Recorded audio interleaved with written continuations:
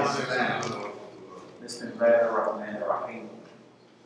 Alhamdulillahi Rabbil Alameen. Nasta'inuhu wa nastaghfiruhu wa nu'minu bihi ala al-jalla. Ashhadu an la ilaha illallah wahdahu la sharika lahu. Wa ashhadu anna Muhammadan abduhu wa rasuluhu sallallahu alaihi wa sallam wa alihi wa sahbihi ajma'in. Amma ba'd. Ayyuha al-muslimun. First, let me express my gratitude, always, first of all, Allah Most High, for granting us this opportunity to be with you. And I thank Imam Khalil for his invitation, his kind invitation. And I thank you for coming out. We are not great in numbers, but it's not the numbers that count. You know, Prophet Muhammad, prayer be built on him. He started out as one man, and his wife joined him. Then I moved after, and the community continued to grow until now we are about 1 billion. 1.25 billion. 1.4 billion. 4 billion. No. 1.4 billion. That's 1.4. Yeah. Yeah. And our community consists of all people, which is very, very good. I don't know of any community that's any more diverse than Muslim. So I'm not going to preach to you. We're going to just talk. And I have prepared some notes, and I may use them all, and I may not use them all. But I think that you all mature enough to understand the things that we're going to be saying. When I was your age, how many 18-year-olds we have? How many 20-year-olds? How many 16-year-olds? How many 21-year-olds? How many 22 years old, 23 years old? How many 15? Teens. They're all the teens. All teenagers. You 15. 17. Okay. All right. And Ali was how old when he joined with the Prophet? How old was I? 14 years. Was he 14? First he was 8. 8. Yeah, he was very young. But he understood enough to want to support Muhammad. You know, and this is where our future lies, not the young people. You know, I recall some years ago that when I first came into the city, I was at that time 40 years old. And I had no, matter of fact, I think I was 39, I had no break. I could stand up here for hours. And now I prefer to sit. You know, and the body has slowed, but praise be to Allah, that spirit is even more. So I'm going to begin by reading something to you from Quran. I hope that you, and I'm sure that some of you probably well aware of Arabic, and you can probably say it better than me. Allah said in the Quran, He said, "Kuntum khayra ummatin ukhrijat lin-nas ta'muruna bil-ma'rufi wa tanhauna 'anil munkar wa tu'minuna billah." So you are the best community, evolved for the good of all people, enjoying what is right, forbidding what is wrong, and believing on Allah. You're familiar with that verse. I'm sure you are. And the verse actually gives a description of the Islamic community. And it tells us that you are the best. Ummatan is what you would call in Arabic is indefinite. It's indefinite. So what it is saying to us that the Muslim community is the best among the best communities that ever existed on all this earth. Why? This is important. Because we are to enjoy what is right, forbid what is wrong, and we are faithful people. We believe in Allah. When someone asks a Muslim, what is your description? One of the things that I say, first of all, we are faithful people. We're people of faith. We're believers. We believe in God. So we are the best of the best ever to exist on earth. The ideal community upholding the highest values and principles, standing for right and against wrong under the authority of Allah.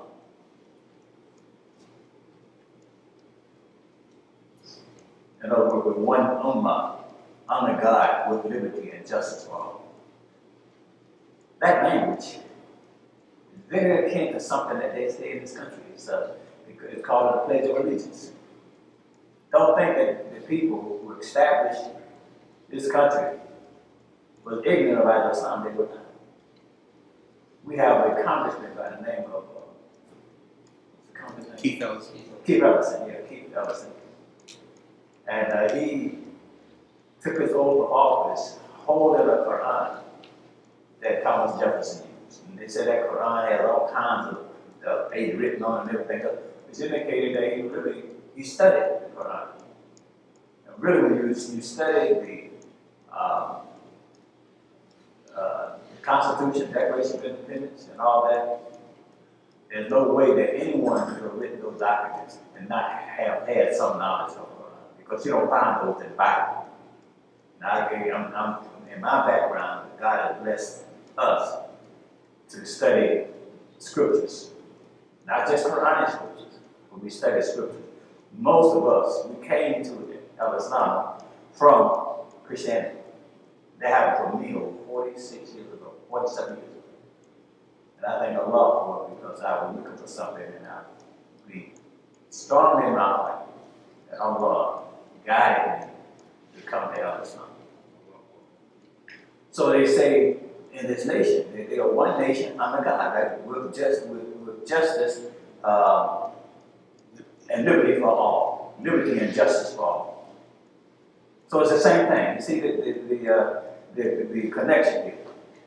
So the founders of this nation were aware of this, and they copied this model from Islam, Pledge of Allegiance. Now, this model does not exist among Muslim nations in the world today. It is ideal, but it is in conflict with reality. And when reality conflicts with the idea, you have what they call, and this is language, socialized language, you have what they call is a paradox. It's another way of saying you don't practice what you preach. This subject that we're dealing with tonight, many of the Muslims are very uncomfortable with this. And there's a reason why. There's a reason why we're very uncomfortable. We think that Al-Islam is ideal, and it addresses those issues, and somehow we don't have those issues to deal with, but yes, we do. Muhammad the Prophet, sallallahu alaihi wasallam, prayer be upon him, he spoke to these issues. And are we better than him that we will not speak to the same issues? On race, he said there's no superiority of Arab or non-Arab and vice versa.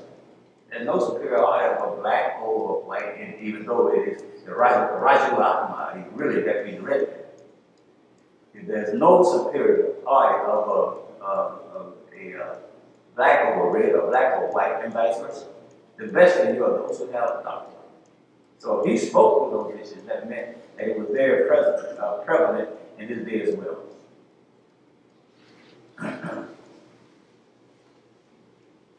Now, we mentioned that we are supposed to be a model community. Now, what good is a model for us if we choose not to follow it or duplicate it in the world? Today, more than ever, people need an example of what it means to be human. Because inhumanity is the order of the day. And we are witnessing merciless individuals dressed in the cloak of Al-Islam. Since 9/11, Muslims who seem oblivious to ethnic and racial prejudice in this country have been awakened to what African Americans experienced in this country for nearly 400 years. They are now aware of why there was a Malcolm, why there was a Martin Luther King, and Elijah, and now are standing in solidarity with even non-Muslims in the manner of the freedom and justice this land promises. Many people thought that those days were long past us with the election of President Barack Obama. But in the last 6.5 years, we have witnessed some of the ugliest behavior from some who are against immigration, which is in stark contradiction against the emblem written on the Statue of Liberty. How many know what was written on the Statue of Liberty? How many of you? All right, I count. It's a statue. And the scripture reads, "Give me your tithe and your poor, your huddled masses, free. The wretched refuse of your team is sure. Send these, the homeless, temper tossed to me. I lift my lamp beside the golden door." Now, here is a woman whose lamp is lifted outside of the door, inviting the world to come. In reality, she's saying, I don't want your appointment. Give me or send me the wretched refuse of your kingdom shore. Since America the Great and the Beautiful was not begun by the elite of European society, she was not begun by the aristocratic elements of European society. She was begun by the criminal element, by the disturbed social element of Europe. This is history, and it's true history. The aristocratic elements of European society did not want to take a chance coming across the rough waters of the Atlantic to settle colonies and to begin a new world. They were satisfied with the world of Europe and what it offered.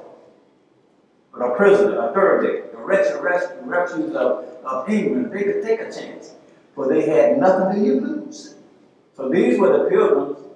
These were the people who inhabited the Nina, the Pinta, and the Santa Maria, according to history. But our fathers were not the wretched refuse of the teeming shore. We happen to be caught between the desire of the colonies to have free labor and desire some of our own people to accommodate that desire. So 200 years before America became the USA, we were here.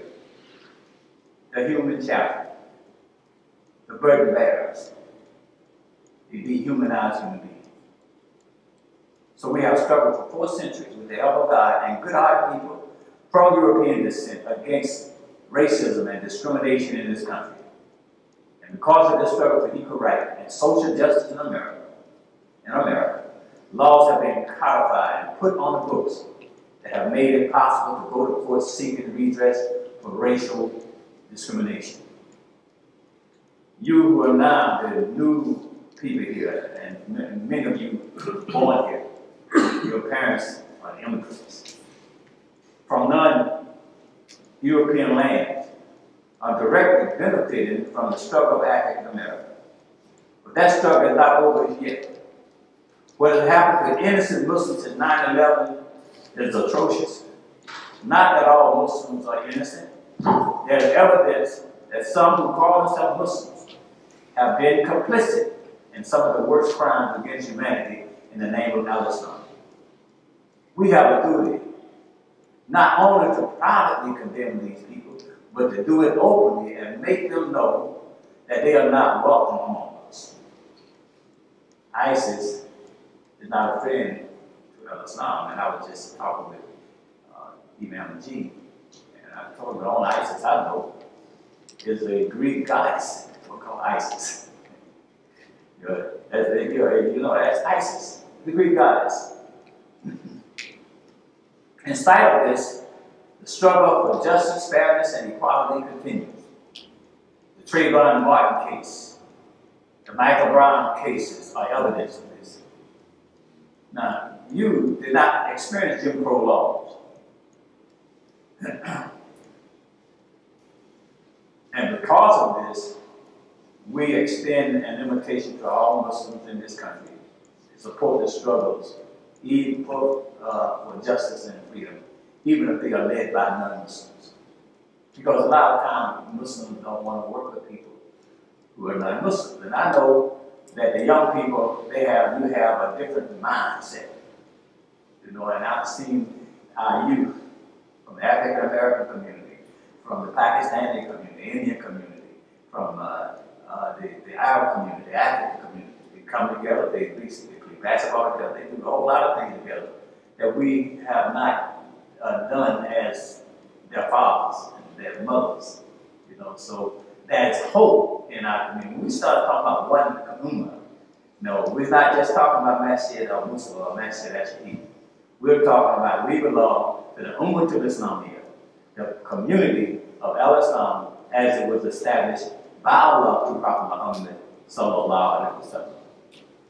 Now going back to my previous question, what good is the Medina model established by our prophet if we choose not to follow or duplicate in the world? All of us would agree, based on our study and what we have heard from knowledgeable sources, that that model was achieved in Medina by our prophet sallallahu alaihi wasallam. He established a society of justice and equality for the inhabitants of that moral community, of that model community.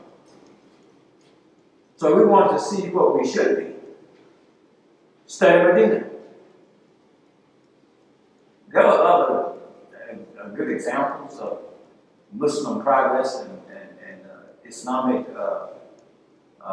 model communities. Of course, Spain. But if you really want to study what we are supposed to be, study Medina to Manawwara. Medina, the city of light, the prophet city. And we will see how we should be as Muslims. Medina was a society where no one was judged based on their color, their wealth, or their gender.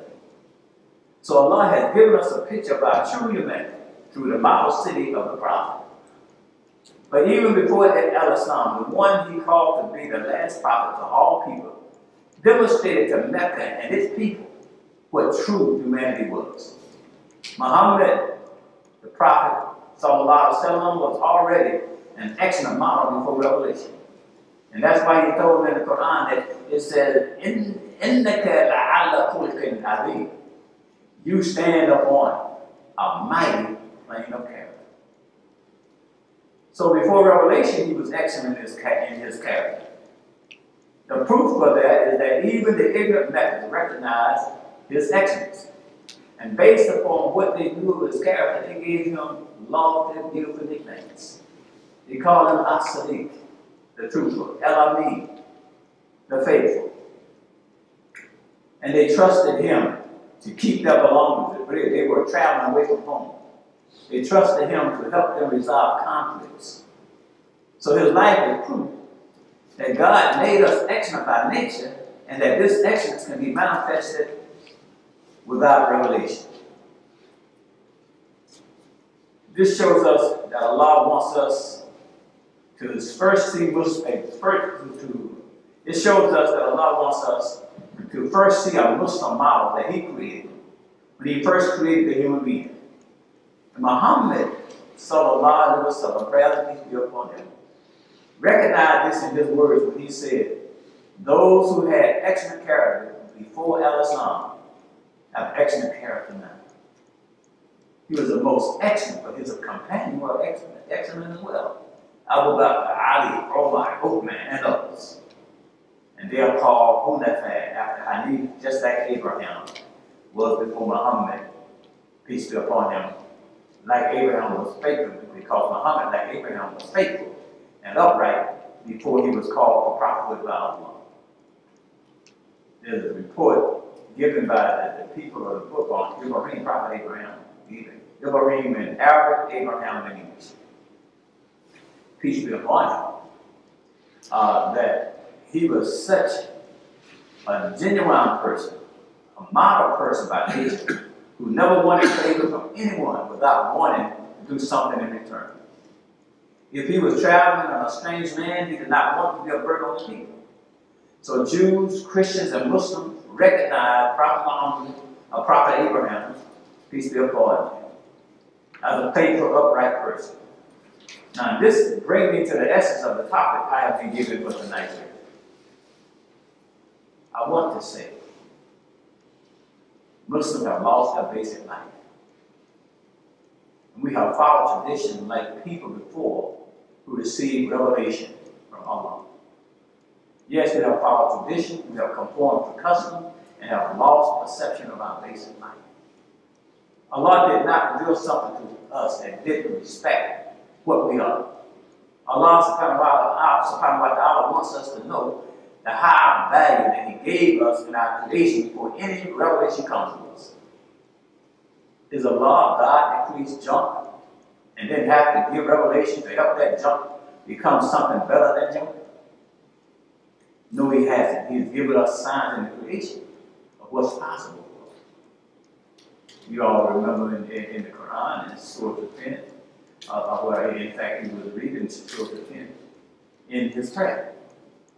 Allah said,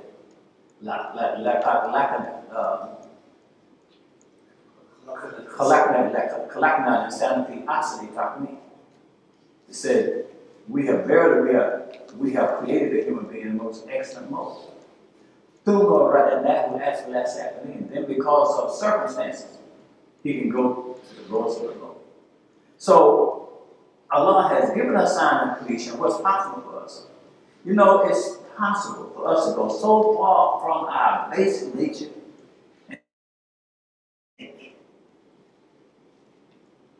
Cold, deceitful, poisonous, and treacherous. Have you ever heard human being like that? Have you heard anybody say he's a snake in the grass? Because of the characteristics that this person has taken on. So we know that people can become just like that. But that is not our basic nature. Allah said in the Quran, man has been made honorable by nature. Certainly have made honorable or noble all the sons of Adam. You know what racism is based upon in the West? This thing is deeper than individual racism. They give you three types of racism: individual racism, cultural racism, and they say institutional racism in a so-called secular, on a so-called secular level. But it's even more than that.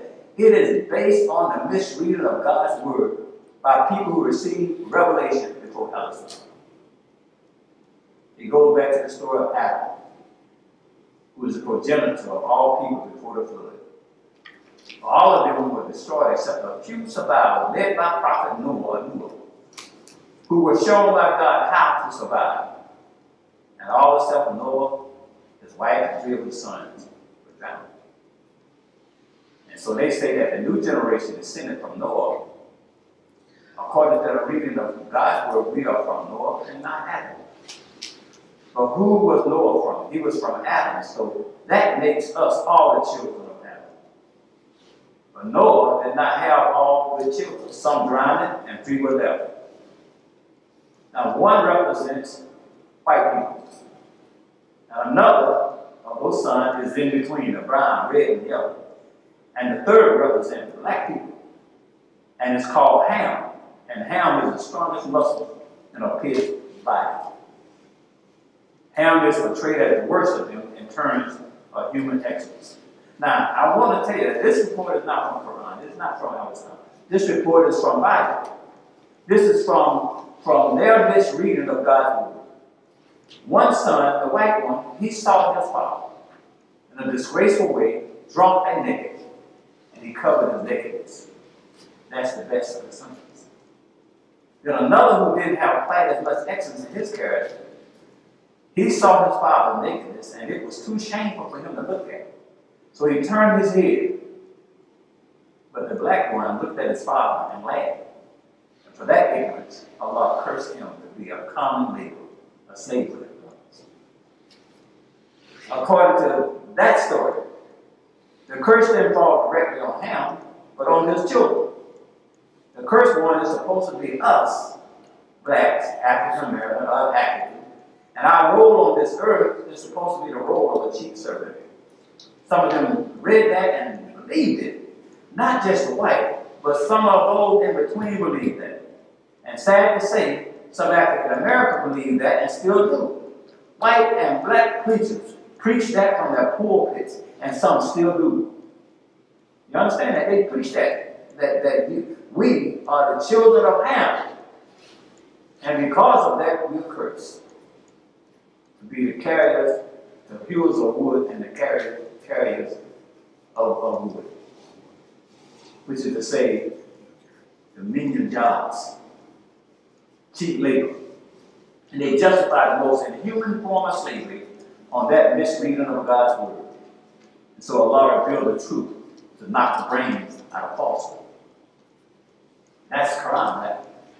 So most certainly Allah has made noble and honorable all the sons of Adam.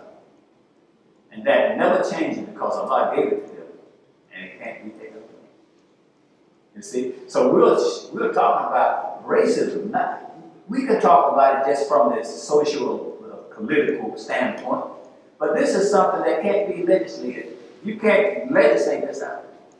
You could be in Congress or in politics, and you can make rules and regulations, but these are issues that cannot be legislated. These are certain things that have come from God. There are certain basic rights that you and I have as human beings that cannot be taken away from us. Most certainly Allah has made noble and honorable the sons of Adam. And that never changes, as we said before, because Allah gave us that. That is to say that the Ham story is a lie. Blacks are not inferior. Blacks, Negro. You heard that term, Negro, black? It's the same word, one is just Spanish. Black person said, oh, don't call me a Negro. No, don't call me black. Don't call me Negro, call me black. Well, it's the same word. Negro in Spanish means what? Black. So it's the same word. No difference. Do you think that Allah, who created everything, would allow a big issue like racism to come up on this earth and wouldn't have anything to say about it himself? Racism of the West has been exported to the world. I ask you this question. Is it among Muslims? I mentioned in the beginning that some Muslims don't want to talk about this because Al-Islam addresses it. But what do we practice?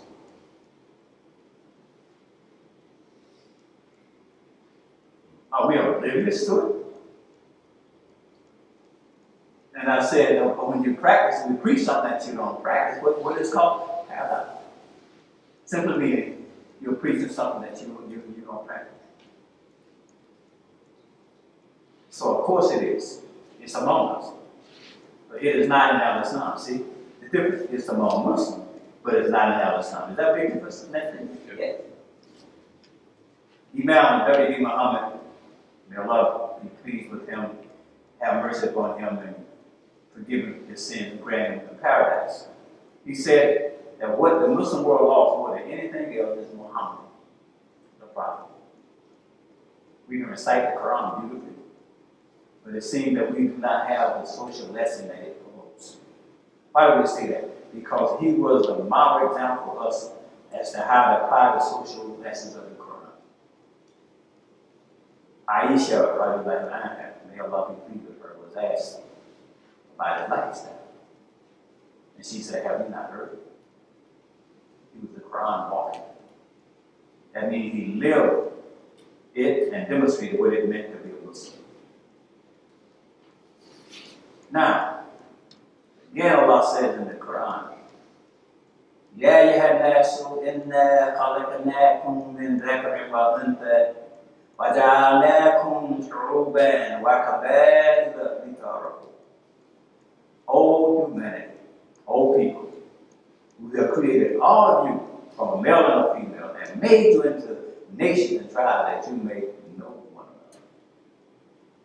Inna ramakum inna Allahi atqakum. Inna Allah alimun kabir. Verily,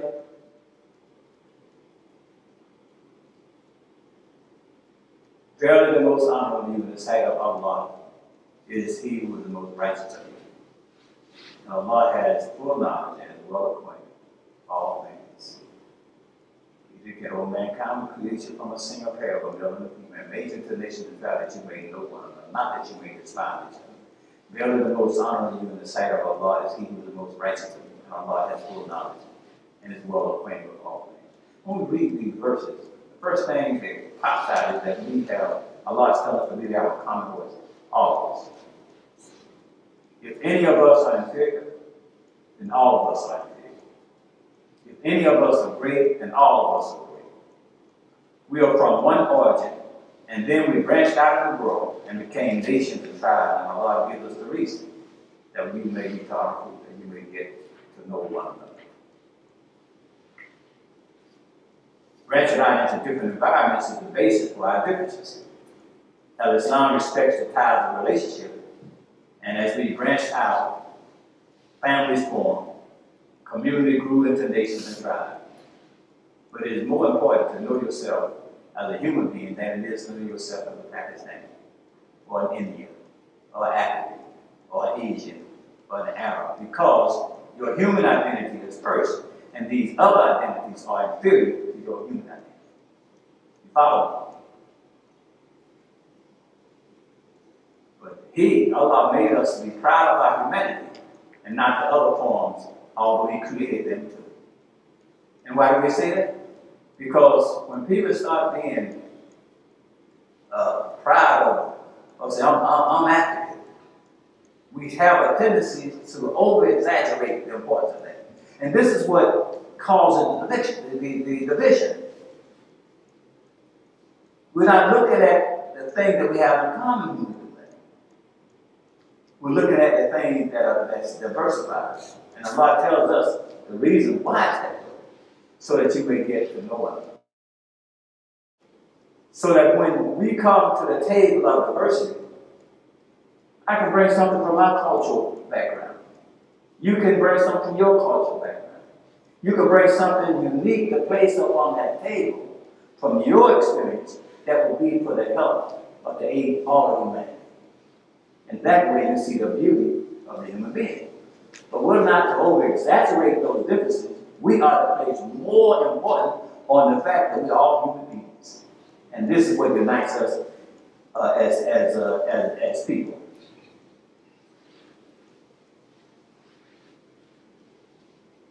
In closing,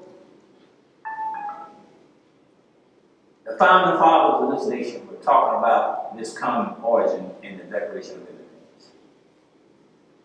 To behold these rights, to be self-evident, that all men are created equal and are endowed by the Creator with certain unalienable rights, and that among their rights are life, liberty, and the pursuit of happiness. So what they're saying is that these are rights given that cannot be given by Congress, by no organization of states. It cannot be legislated. These rights are given by God Himself and cannot be taken away by anybody. Now, we are criticized because Imam W. Muhammad advised us to bypass the new laws, and others who led Muslims to lose their basic life through tradition and custom. But now we are African first, Muslim second. We are Arab first, Muslim second. Is that true? Or we are Asian first, Muslim second. We are European first, Muslim second. And we should be the opposite way around. We should be Muslim. I'm talking about reality. I'm not talking about idealistic. I'm talking about reality. Now, we have the situation, Palestine,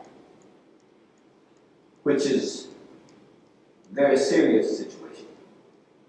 So one people have taken the land from people and driven the other people out. And they're taking more and more land. And the response, especially from that particular area, to combat that is not working. One of the things that helped the African American in our struggle here, and we still struggle, was the fact that we had sympathy for the world. when they went out without weapons, etc., to face the police brutality, and the police attacked them with dogs and fire hoses, the whole world saw that. And they sympathized. And that brought the weight of the world against those people, what they were doing. The government had to do something. Because the government was preaching that America is a land of freedom, a land of justice, a land of equality. But here on television were these people, beating on defenseless people. Now, that's kind of hard to take. But we want the sympathy of the whole world. We also want the sympathy of the world. The Palestinians want the sympathy of the whole world. Then they have to approach the situation differently. This is my opinion. This is an opinion. So that the world will see the situation in a real way.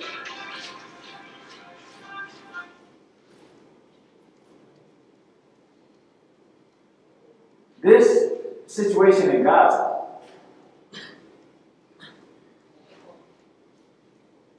has to have solidarity among Muslims.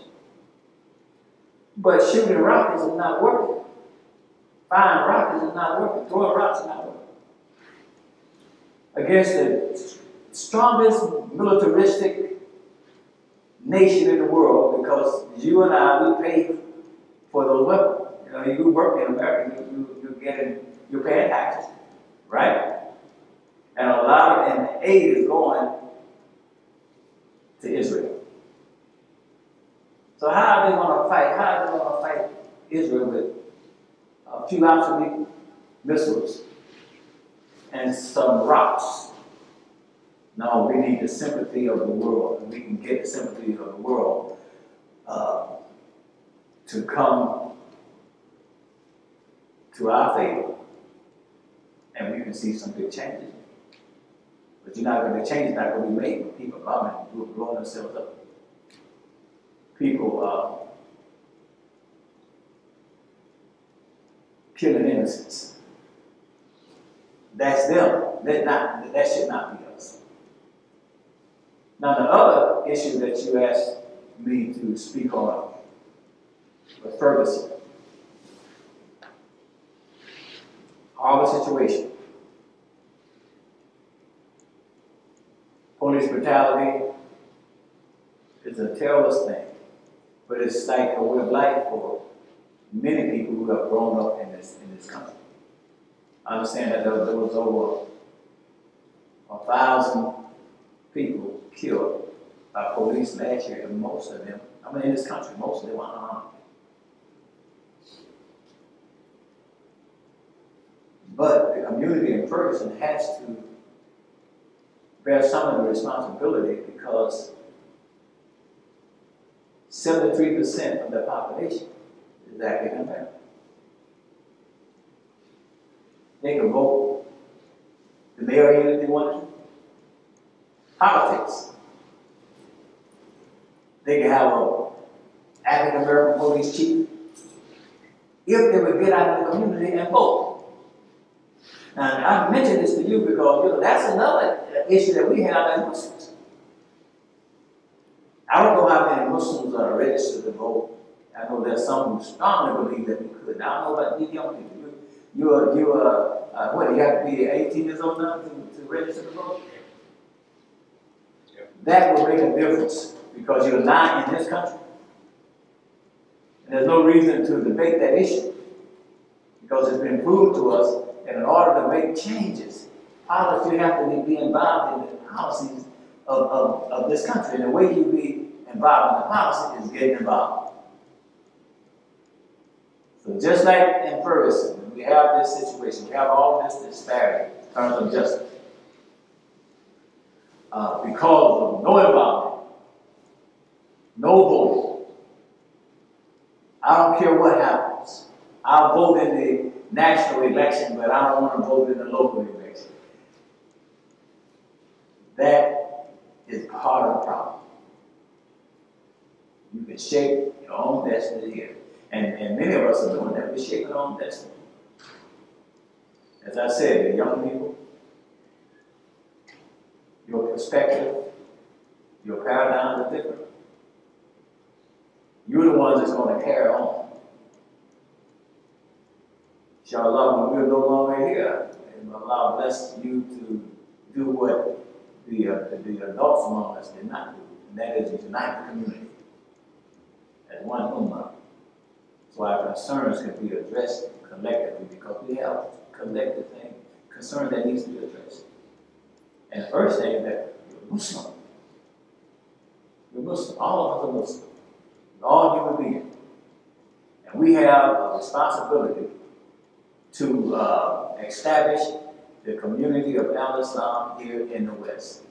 And that's no different from what other people had to do when they came here. Those people that I just mentioned to you who came from different parts of the European society.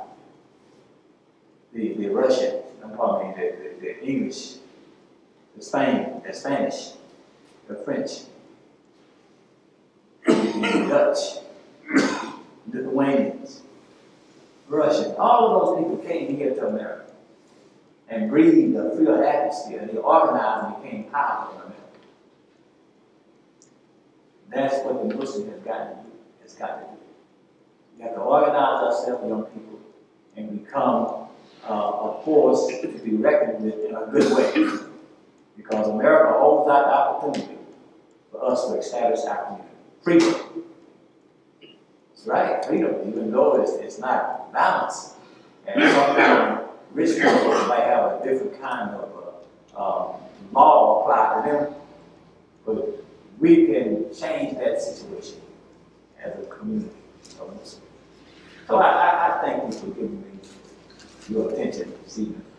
And like I said, we didn't have a house full, but Allah blessed us to be here with you. And if you have any kind of question, any question that you'd like to ask before I shut down, please do so.